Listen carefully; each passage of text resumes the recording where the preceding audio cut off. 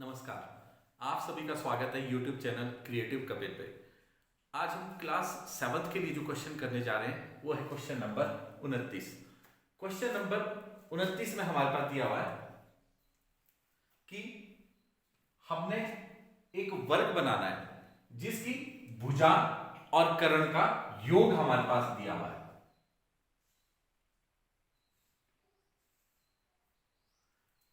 जिसमें हमारे पास एक भुजा का योग दिया हुआ है और एक कर्ण का योग दिया हुआ है। ये दोनों चीजों का योग हमारे पास दिया हुआ है। इन दोनों का योग किसके बराबर दिया है?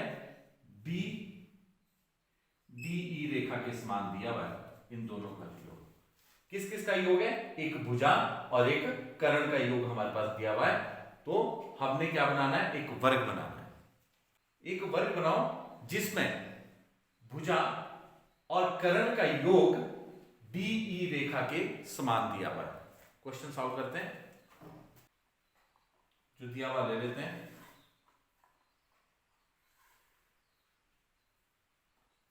दो भुजाएं हैं साथ में जुड़ी हुई, तो हम इसको क्या करते हैं, थोड़ा लंबा ले लेते हैं।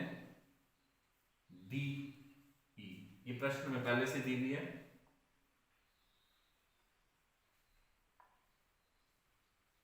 ये सेंटर में आधा क्वेश्चन नीचे को बनेगा, आधा क्वेश्चन ऊपर की तरफ। तो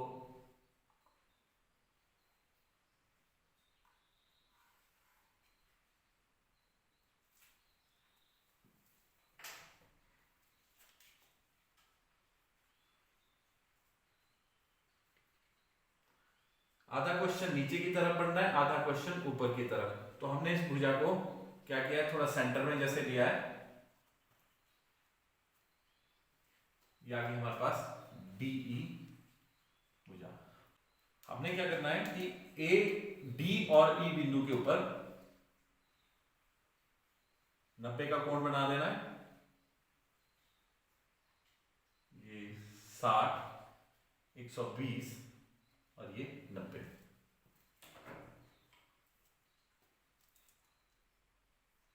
एफ जी एच और ये आ गया आई बिंदु। आई बिंदु को मिला दिया, ये आ गया 90 का। अब इसका हमने हाफ करना है।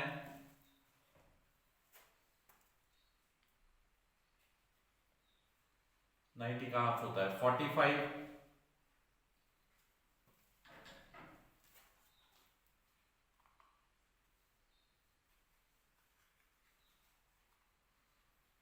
ये 45 है और 45 का भी हमने हाफ कर देना है। तो ये आ गया था हमारे पास जी एच आई, ये आ गया जे के। 45 का भी हाफ किया,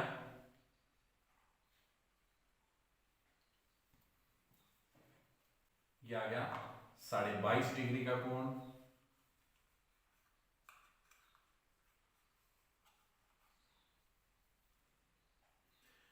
एक तरफ 22.5 का बनाना है, दूसरी तरफ 45 डिग्री का एंगल।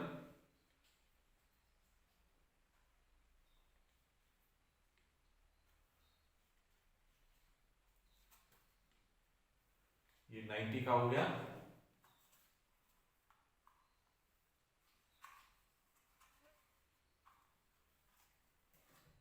नाइन्टी का हाफ करेंगे। रचना का कार्य डॉटेड में हो रहा है। ये हमारे पास आ गया 45 डिग्री का एंगल। ये हमने यहां से यहां तक ये पक्की लेनी है। ये एक भुजा आ गई है, वर्ग की एक भुजा आ गई है। हमने अब ये समझना, क्वेश्चन को समझना बहुत जरूरी है कि हम क्या करने हैं और क्या करने जा रहे हैं। जब भी हम वर्ग बनाते हैं तो उसमें क्या होता है कि ये जो कर्ण होता है, कर्ण के ऊपर भी 45 का कोण बनता है, दोनों तरफ 45-45 डिग्री के कोण बनते हैं। और यही 45-45 डिग्री के कोण यहां पे बन गए। कहने का मतलब ये कर्ण आ रहा है नीचे की तरफ और हमारे पास ये एक भुजा आ गई है। ये एक भुजा निकल आई है। अब दूसरी भुजा निकालनी है, वो भी 45 डिग्री के एंगल पे होगी। ये हमने यहां से 22.5 डिग्री का कोण क्यों लिया और यहां से 45 डिग्री का कोण क्यों लिया? ये हम किसी क्वेश्चन को रट्टा मार के ना करें प्लीज। मैं आप लोगों को हमेशा कहता हूं कि रट्टा ना मारें।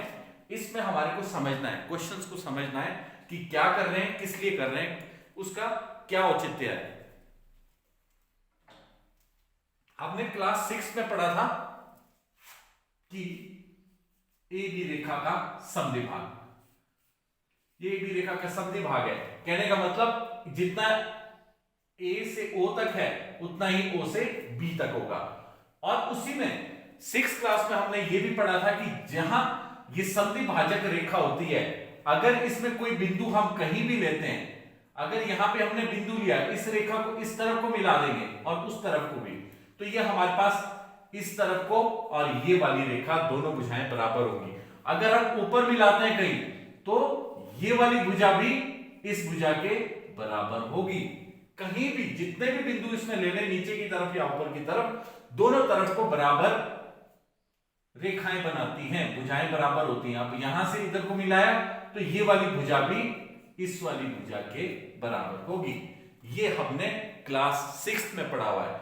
क्लास 6 में जो पढ़ा है 7th में काम आएगा, जो 7th में पढ़ा हुआ है वो अगर समझा हुआ है तो 8th में काम आएगा। तो प्लीज इन क्वेश्चंस को ध्यान से देखना, जो भी चीजें बताई जा रही है उनको ध्यान से समझने की कोशिश करना।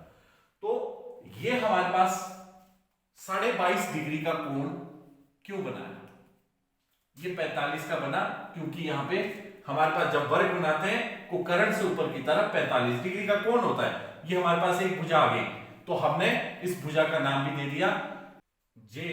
जे के बाद आ गया बिंदु के। अब के बिंदु, अब देख रहे हैं के डी, ये जो रेखा है के डी रेखा, इसका अगर हम समद्विभाग करेंगे, के डी भुजा का समद्विभाग करेंगे,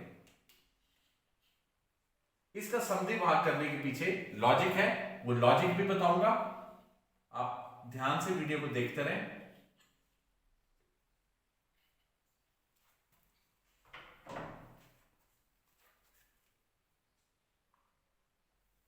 ये आ गया समद्विभाग। ये हमने किया है के डी भुजा का समद्विभाग। जैसे हमने ए बी भुजा का समद्विभाग किया था उसी प्रकार के डी भुजा का समद्विभाग।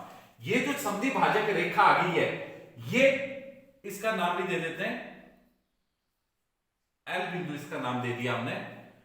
के एल बराबर है एल डी के, ये भुजा बराबर। अब ये जो समद्विभाजक रेखा है, जहां जहां से हमने समद्विभाग किया है, हमने कहां से किया? डी और के से समद्विभाग किया। अगर हम यहां से भुजा इस एम बिंदु के ऊपर लगाते हैं, ये जो समद्विभाजक रेखा ने बिंदु पे काट, इस रेखा पे काटा है डी रेखा को, तो हम इसको के से मिलाते हैं, तो ये क्या हो गया? ये वाली भुजा इस वाली भुजा के बराबर होगी। तो हमारे पास क्या था? हमारे पास इस भुजा में क्या दिया था? डी में एक भुजा दी हुई थी, एक कर्ण दिया हुआ था। ये कर्ण यहां पे ऑलरेडी यहां पे फिट हो गया है, और इसके बाद जो जगह ये लाइन बचती है, ये वाली भुजा के एम के बराबर है। नाप के देखते हैं। ये डी एम भुजा के एम के बराबर है। ये वाली भुजा इधर को फोल्ड हो गई, तो ये भुजा, ये यहां से यहां तक एक भुजा है, पर यहां से यहां तक एक कर्ण है, क्योंकि ये हम समकोण के सामने वाली भुजा को कर्ण बोलते हैं। ये कर्ण है, तो हमने क्या करना है? के एम के बराबर थी, नीचे को भी काट दिया।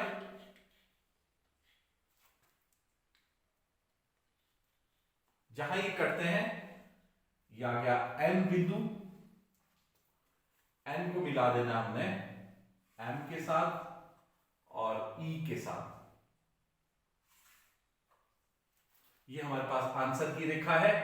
ये हमारे पास वर्ग बनाने को कहा हुआ था, ये वर्ग दिख रहा है। ये इसके चारों कोण 90 डिग्री के हैं, ये भी 90 का है, सारे कोण 90 डिग्री के हैं, जैसा कि आप देख पा रहे होंगे। ये 90 डिग्री के कोण आगे, ये एक वर्ग बन गया है। ये भी समकोण है, ये भी समकोण है, ये सारे कोण समकोण है। तो ये हमारे पास क्वेश्चन भी सिद्ध होता है कि एक भुजा